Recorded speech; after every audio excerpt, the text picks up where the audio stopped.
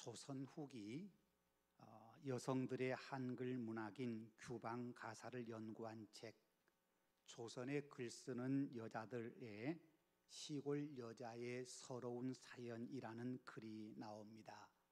제가 간단하게 읽어드리겠습니다. 원통하다 우리 신세, 아내 되어 남편에게 사랑 한 번 못 받고 산들 무슨 일이 있나. 염라대왕 원망일세, 나를 어서 데려다가 평화를 알려주소. 못 잊을세 우리 부모, 금옥같이 날 길러 만복을 바라건만. 이 작품은 우리나라 근대 전환기에 신여성과 대비되는 구여성이 겪어야 했던 서러움을 표현하고 있습니다. 당시에 일찍 결혼한 후 홀로 서울로 유학길을 떠났던 남자가 시골에 남겨진 아내에게 이혼을 통보하는 일이 많았다고 합니다. 연애 결혼에 바람이 불기 시작하면서 시골의 무식한 여자와 결혼 생활을 유지할 수 없다며 남자가 이혼을 통보하면 시골에서 오매불망 남편 말을 기다리던 여성은 인생 최대의 위기를 맞게 됩니다. 한 남자의 아내로서 사랑받기를 갈구하지만 느닷없이 이별 통보를 받은 여성들은 아프고 쓰라린 마음을 주체할 수 없어 이런 노래를 지어 부른 것입니다. 남편에게 사랑받지 못하고 이혼 통보를 받은 시골 여자는 살아갈 희망을 잃어버렸기에 염라대왕에게 자신의 목숨을 걷어가 달라고 간청하고 있습니다. 부모님 품에서 자랄 때에는 그래도 구슬같이 귀한 존재였고 사랑받는 딸이었습니다. 부모님도 자신을 기르면서 내 딸이 행복했으면 하고 만복을 바라는 마음이 간절했건만 남편에게 일방적으로 이혼 통보를 받은 시골 여인인 자신의 마음속에 이루 말할 수 없는 서러움이 가득 차 있다고 표현한 글입니다. 여러분, 그래요. 지금으로부터 100여 년 전만 해도 배우지 못해 무식하고 가꾸지 않고 멋스러움이 없는 여성들은 남편의 사랑을 갈구하지만 사랑받지 못한 채 가슴 아리를 해야 하는 경우가 참 많았습니다. 그런데 그건 100년 전이나 지금이나 다름이 없습니다. 지금도 사랑하는 사람에게 사랑받고 싶은 마음 누구에게나 있습니다. 사랑하는 사람에게 사랑받고 있다고 믿고 있는데 그 사랑이 거부당할 때 느끼는 고통은 세상 그 무엇과 비교할 수 없을 정도로 크고 아프지요. 특별히 오로지 남편 한 사람만 바라보고 살아야 하는 그런 구시대적 상황 속에서 이런 고통과 아픔은 더 말할 나위가 없습니다. 남편의 사랑을 통해서 인생의 불완전한 부분을 채워가고 시집살이의 힘듦과 서러움을 참고 견뎌낼 수 있는데 남편마저 자신을 저버린다면 그녀는 그 어디에도 마음 둘 수 없이 처절하고 고통 가운데 살아야 하던 그게 옛날 여성들의 삶이었다는 겁니다. 불과 100년 전에도 그랬는데 지금으로부터 거의 4000년 전 그때는 어떠했겠습니까? 오늘 본문은 한 남자의 사랑을 갈망하는 한 여인의 가슴 아픈 이야기를 들려주고 있습니다. 아버지를 속이고 형 에서가 받아야 될 장자의 축복을 가로챈 야곱은 형이 자신을 죽이려 한다는 사실을 알고 고향에서 도망쳐 나와야 했습니다. 그리고 그가 찾아간 곳은 외갓집 어머니의 고향인 하란입니다. 하란에 도착한 야곱이 가장 먼저 만난 사람은 외삼촌 라반의 딸인 라헬이었습니다. 그 라헬을 본 야곱은 그녀의 매력에 푹 빠지고 맙니다. 라헬과 사랑에 빠진 야곱은 외삼촌 라반의 집에 머물면서 라헬을 자신의 아내로 맞아들이기 위해서 7년 동안 머슴살이로 섬겼습니다. 그리고 드디어 7년의 시간이 흘렀습니다. 사랑하는 여인 라헬을 아내로 맞아들이기 위해서 외삼촌과 약속한 머슴살이 7년의 기간을 다 채웠습니다.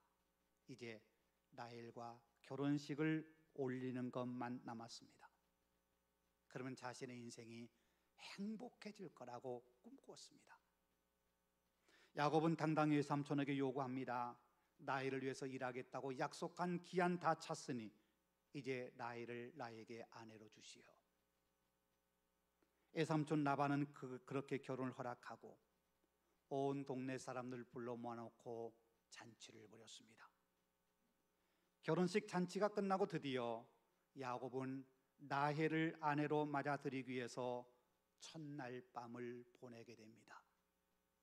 그런데 어찌된 일입니까? 아침에 일어나 보니 자신과 첫날 밤을 보낸 사람은 자신이 사랑하는 여인 라헬이 아니라 그의 언니 레아였습니다. 깜짝 놀란 야곱이 외삼촌 라반에게 따져 묻습니다. 왜 라헬이 아닌 언니 레아를 아내로 준 겁니까? 약속이 다르지 않습니까? 여러분, 야곱은 사랑하는 여인 라헬을 위해서 7년을 노동해야 했습니다. 오직 라헬을 아내로 맞아들이겠다는 그 일념으로, 그러면 내 삶이 행복해지라는 기대감을 가지고 힘든 일도 마다하지 않고 다 해냈습니다. 힘들고 긴 시간이었지만 야곱은 그 기간을 즐겁게 참아왔습니다. 사랑하는 여인 라헬을 아내로 맞아들일 수만 있다면 그것은 충분히 감당할 수 있는 일이었습니다. 그런데 일이 틀어지고 말았습니다. 성경은 첫날 밤을 보낸 이후의 상황을 이렇게 기록하고 있습니다. 야곱이 아침에 보니 레아라. 야곱이 아침에 보니 레아라. 이 말씀을요, 성경 그대로 번역한다면 이런 말입니다. 그리고 아침이 되었다. 그런데 보라, 그녀는 레아였다. 야곱은 라헬을 얻을 수만 있다면 무슨 일이든 했습니다. 그리고 라헬을 아내로 맞아들이기 위해서 자신의 삶을 다 포기하고 이제 아내로 맞아들이기만 하면 자신의 삶은 행복의 길을 가겠다고 희망과 기대에 가슴이 부풀어 있었습니다. 그런데 7년 동안 수고한 결과 자신의 기대와는 너무나도 달랐습니다. 언니 라헬을 아내로 맞아들일 거란 생각은 꿈에도 하지 않았습니다. 그런데 첫날 밤 지내고 아침에 보니 자신이 전혀 기대하지 못했던, 상상하지 못했던 일이 자신에게 벌어지고 만 겁니다. 외삼촌에게 완전히 속았습니다. 영국의 성경 주석가인 데릭 키드너는 이 구절을 주석하면서 이렇게 말합니다. 이것은 에덴 동산 이후 인류가 경험해 온 환멸의 축소판이다. 환멸의 축소판이다. 지나간 밤 꿈 같았습니다. 7년 동안 수고한 보람이 있는 밤이었습니다. 자신이 갖고 싶고 얻고 싶고 성취한 거 다 가지고 행복의 날이 펼쳐질 거란 꿈과 희망의 밤이었습니다. 그런데 눈을 떠보니 현실은 너무나도 달랐습니다. 사랑하는 여인이 아니라 생각하지 못했던 레아를 안았다는 실망감, 애삼촌에게 당했다는 배신감, 그것이 그의 가슴 가득 밀려오는 환멸의 날과도 다름이 없었습니다. 그게 죄를 짓고 에덴 동산에 쫓겨난 우리 인간이 겪어야 될 삶의 모습과 다르지 않다는 겁니다. 여러분, 그래요. 우리가 늘 무언가를 얻기 위해서, 이루기 위해서 끊임없이 수고하고 달려옵니다. 그때로는 꿈만 같은 일이 벌어지기도 합니다. 세상 다 가진 것처럼 생각되는 순간을 맞기도 합니다. 그런데 일장춘몽이라는 말이 있는 것처럼 그 순간이 꿈처럼 지나가 버리고 힘들고 답답하고 고달픈 현실이 우리 앞에 나타나곤 합니다. 그러기에 우리는 현실과 세상에 희망을 두고 살아서는 안 됩니다. 세상의 것, 세상적인 것은 언젠가 반드시 우리를 실망시키고 떠나갈 때가 오기 때문입니다. 야곱만 그런 실망감 경험한 것 아닙니다. 야곱이 아침에 일어나자 간밤에 자신이 품었던 여인이 사랑하는 아내로 기대했던 라헬이 아니라 레아였다는 사실에 절망합니다. 여러분, 그 레아가 누굽니까? 성경은 레아를 이렇게 설명합니다. 레아는 시력이 약하고 라헬은 곱고 아리따우니. 레아는 시력이 약하다. 여러분, 고대사에서 특별히 성경에서는요, 그 이름이 그 사람의 인격이나 삶을 보여주는 경우가 참 많습니다. 오늘 본문에 나오는 레아 역시 마찬가지입니다. 레아라고 하는 말은 힘쓰다, 일하다, 지치다, 그런 뜻을 가지고 있습니다. 그 이름의 뜻으로 미루어 짐작하건대 큰딸로 태어난 레아는 집안의 온갖 힘든 일을 도맡아 부지런히 일하던 살림꾼이었을 겁니다. 그러나 그녀는 시력이 약했습니다. 시력이 약하다는 말은 참 많은 걸 암시합니다. 글자 그대로 시력이 약해 앞을 잘 보지 못했을 것입니다. 오늘날처럼요, 시력이 안 좋으면 안경을 쓰면 시력이 보완될 수 있습니다. 그런데 지금으로부터 거의 4,000년 전에 안경이 없던 시대 아닙니까? 그러니 앞을 보려고 하거나 물건을 찾으려고 할 때 뭘 하든지 그걸 보기 위해서 눈을 찡그려야 합니다. 그게 오랜 습관이 되면 사람의 얼굴이 찡그러진 얼굴이 되고 무언가 제대로 보지 못해 실수하지 않을까라는 마음으로 늘 노심초사하며 살 수밖에 없습니다. 특별히 여성으로요, 시력이 약해 자신의 외모를 가꾸기도 힘듭니다. 이런저런 제약 때문에 그녀에게는 여성스러운 매력이 없었습니다. 뿐만 아니라 시력이 약하다고 하는 말은 사리 분별을 하지 못한다는 뜻이기도 합니다.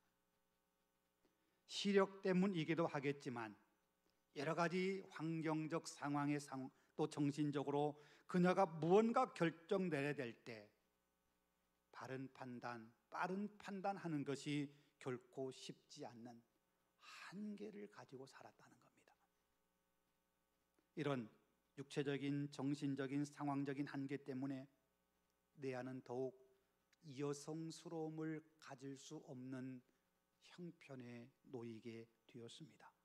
더군다나 레아와 대조적으로 라헬은 곱고 아리따운 여인입니다. 야곱이 한눈에 반할 정도로 예쁘고 여성스럽고 매력적인 사람이 라헬입니다. 여러분, 그 레아와 라헬 두 딸을 키우면서 아버지 라반의 마음속에 어떤 생각이 들었을까요? 아마도 아버지 라반의 마음에 예쁘고 여성스럽고 매력적인 라헬, 얘가 결혼할 수 있을까 걱정하지 않았을 거예요. 누구나 탐내는 여인이니까. 그런데 레아를 보면 늘 마음에 걸립니다. 저게 시집이나 갈 수 있을까? 레아를 아는 사람들은 여성적 매력도 없고 시력도 나쁜 조엘을 아내로 맡겠다고 나선 사람 과연 있을까? 이런 생각, 이런 걱정이 아버지 마음속에 늘 있지 않았겠습니까? 그건 레아 자신도 마찬가지입니다. 자신에게 여성적인 매력 없다는 거 알기에 내가 시집 갈 수 있을까 하는 염려스러운 마음이 그녀도 갖고 있지 않았겠습니까? 그래서 아버지가 라헬 대신에 야곱의 첫날 밤 그곳에 네가 들어가라 이야기할 때 레아는 아무런 저항하지 않고 아버지 말을 따라 그대로 순종합니다. 야곱이 자신을 아니라 동생 라헬을 좋아한다는 것 그녀도 압니다. 그녀가 정식으로 한다면 야곱의 아내가 될 수 없다는 거 자신도 잘 알고 있습니다. 그러기에 아버지가 야곱을 속여서라도 자신을 야곱의 아내로 되게 한다면 그렇게라도 결혼할 수 있다면 해야지, 아마 그런 마음에 아버지가 이야기할 때 그대로 따라하지 않았을까.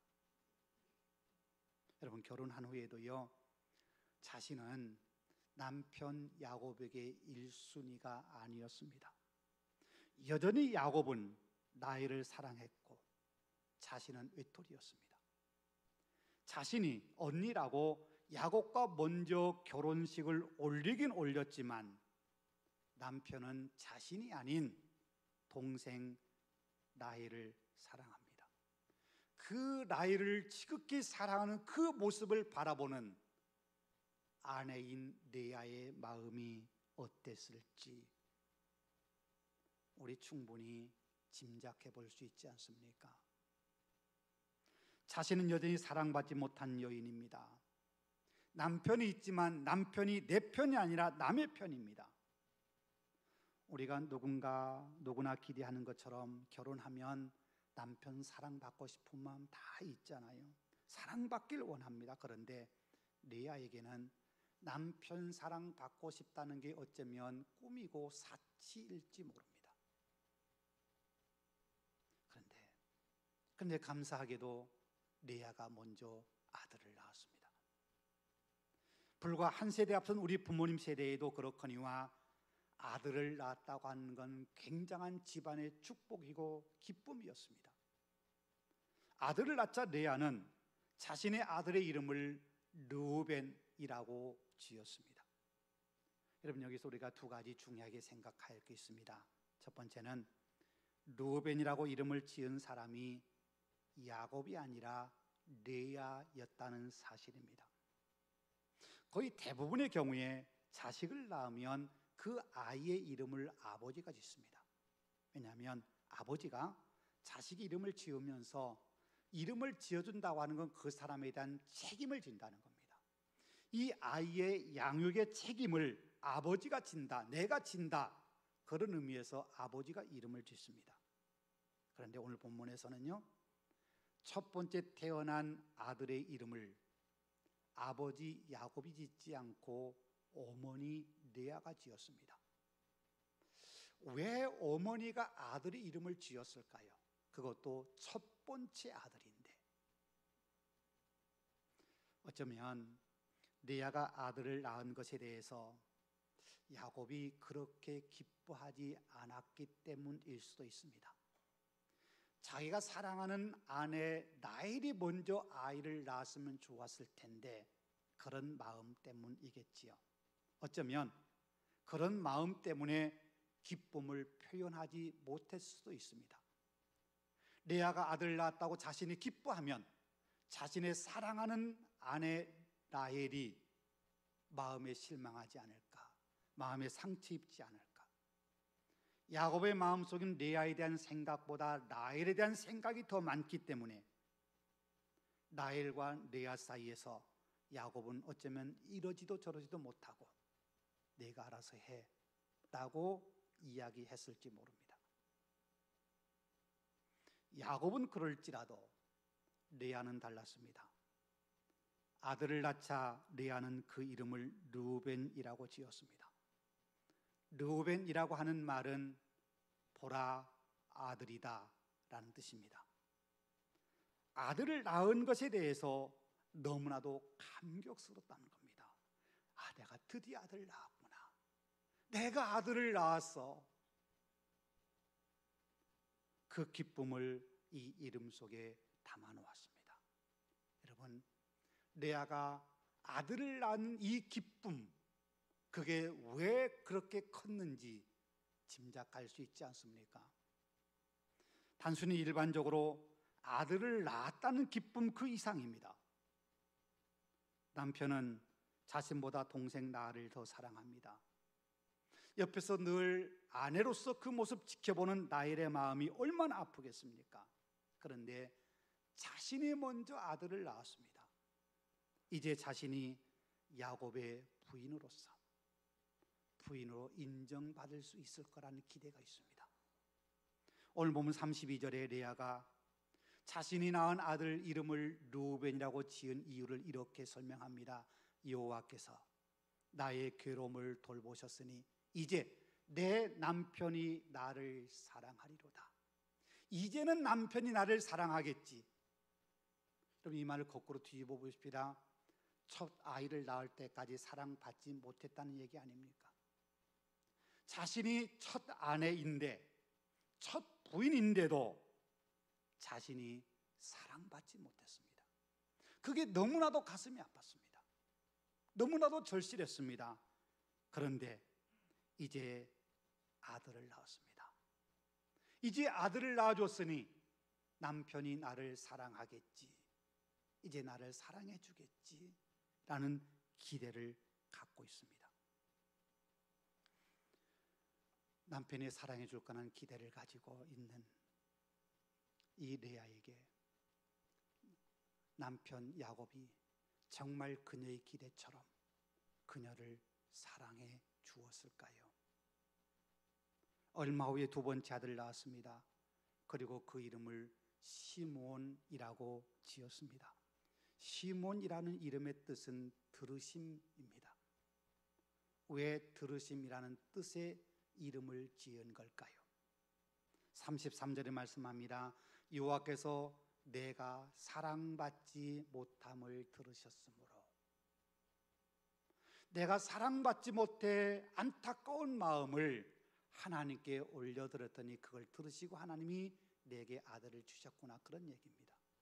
그렇다면 첫 번째 아들을 낳고 이제 남편이 나를 사랑하리라 기대했는데 두 번째 아들을 낳을 때까지 라헬은 남편의 사랑을 여전히 받지 못했고, 사랑받지 못한 그 가슴 아픈 것을 하나님 앞에 울부짖으며 토했는데 그것을 하나님이 들어주셨구나, 내 아픈 마음을 들어주셨구나, 그래서 나에게 또 하나의 아들을 주셨구나, 그런 의미로 시므온이라고 이름을 지은 겁니다.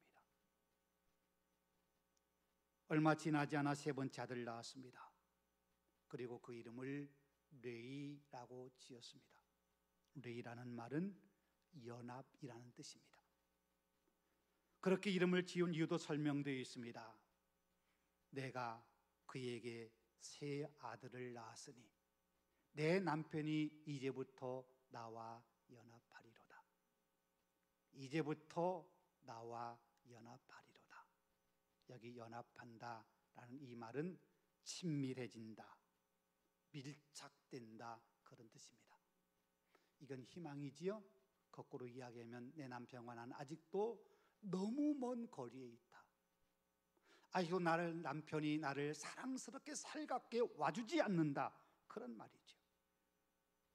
이제 아들을 셋씩이나 낳았으니 남편이 나를 아내로 맞아주고 이제는 남편과 알콩달콩 살 수 있겠구나 하는 기대를 하고 있는 겁니다.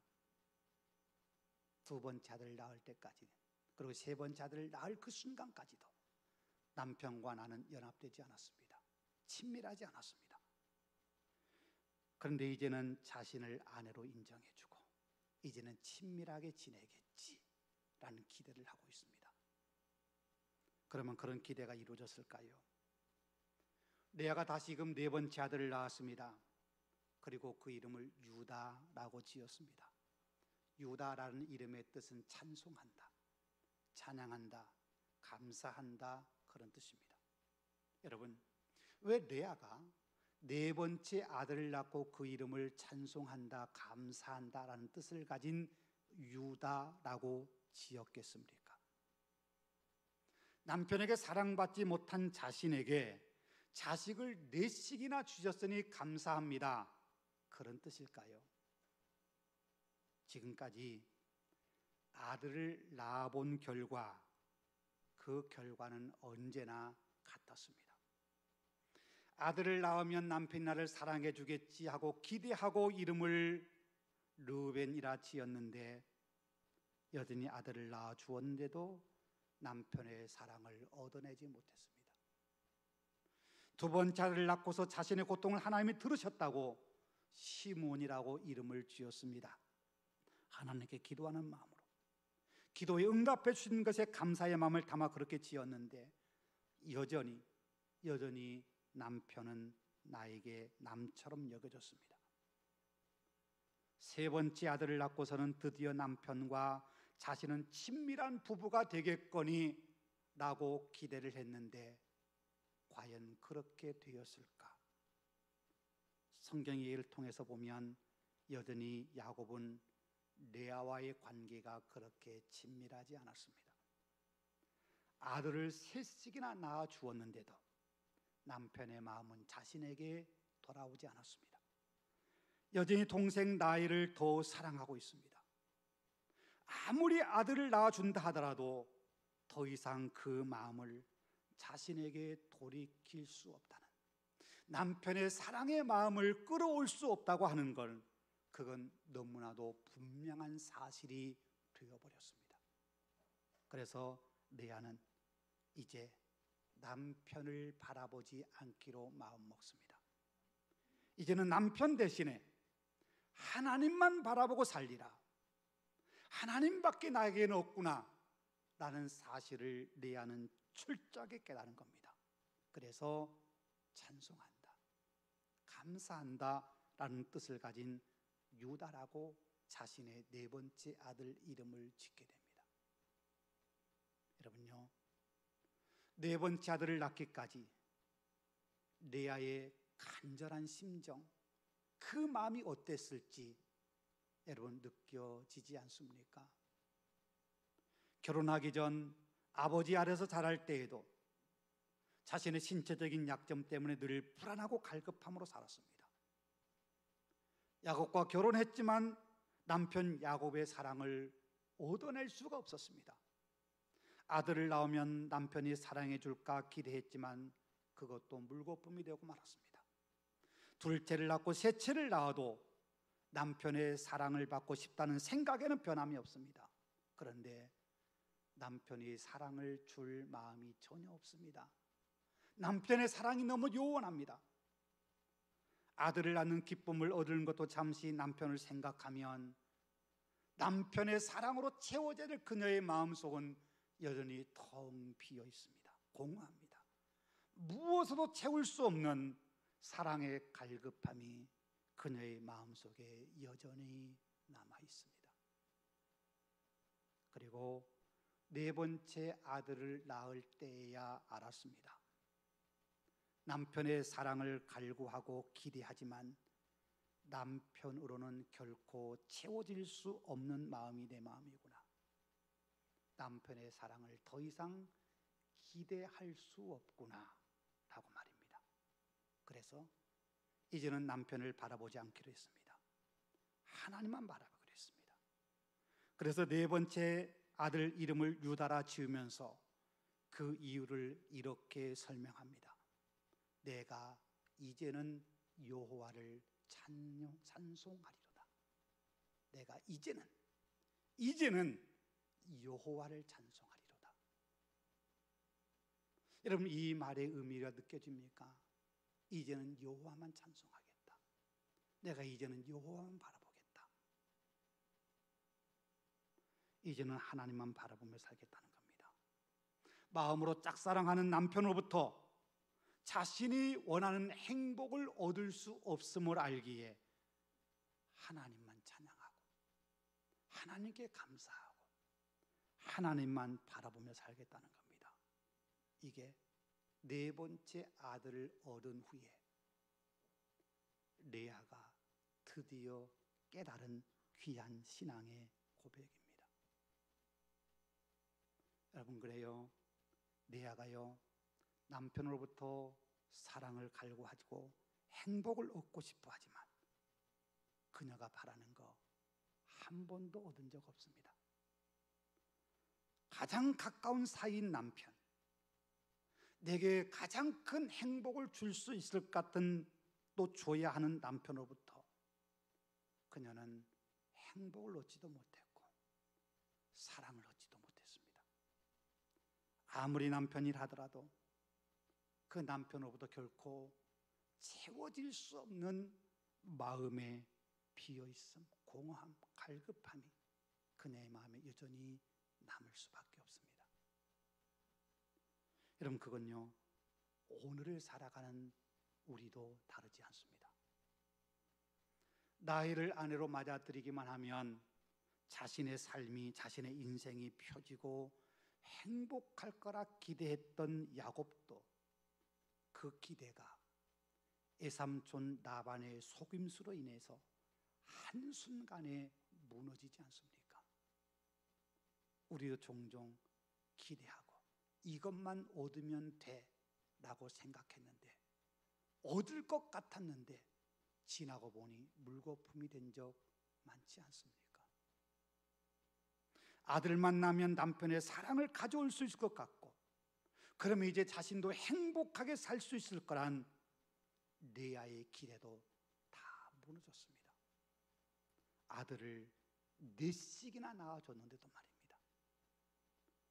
우리가 세상의 기대를 걸고 사는 것이 꼭 이런 야곱과 레아의 삶과 다르지 않습니다. 그래서 우리는 세상의 것으로 채우려 하지 않고 레아의 마지막 고백처럼 이제는 하나님만 바라보고 살겠습니다. 이제는 하나님만 찬송하며 살겠습니다. 이제는 하나님으로 만족하며 살겠습니다. 우리의 왕이신 주님을 의지하며 살겠습니다. 이게 우리의 고백이어야 합니다. 여러분요, 세상의 것 결코 우리에게 만족 줄 수 없습니다. 우리의 만족은 하나님께 있습니다. 하나님만이 우리의 삶에 만족을 주실 수 있는 분입니다. 예수님의 십자가 은혜만이 우리에게 구원을 줄 수 있는 것처럼 예수님의 사랑만이 오늘을 살아간 우리의 삶에 참된 만족과 행복을 줄 수 있습니다.